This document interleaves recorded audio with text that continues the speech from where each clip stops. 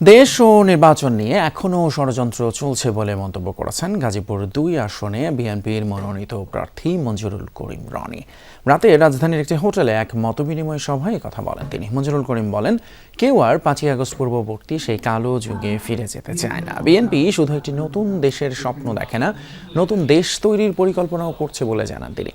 এরপর অনুষ্ঠানে আমন্ত্রিত অতিথিদের সাথে মতবিনিময় সহ বিভিন্ন প্রশ্নের উত্তর দেন মঞ্জুরুল করিম রনি। সভায় উপস্থিত ছিলেন তরুণ রাজনীতিবিদ, জুলাই গণ অভ্যুত্থানে সক্রিয় অংশগ্রহণকারীরা সহ নানা পেশার মানুষ। এখানে আমরা লক্ষ্য করছি যে আমাদের এই দেশকে নিয়ে এখনো ষড়যন্ত্র চলমান আছে, নির্বাচনকে নিয়ে ষড়যন্ত্র হচ্ছে। তো যার যার ভিন্ন মত থাকতে পারে, পথ থাকতে পারে, বাট একটা জায়গায় বোধহয় আমরা আমাদের কমন গ্রাউন্ড জায়গাটা হচ্ছে গিয়ে যে বাংলাদেশ, আমরা বোধহয় সবাই বাংলাদেশকে ভালোবাসি।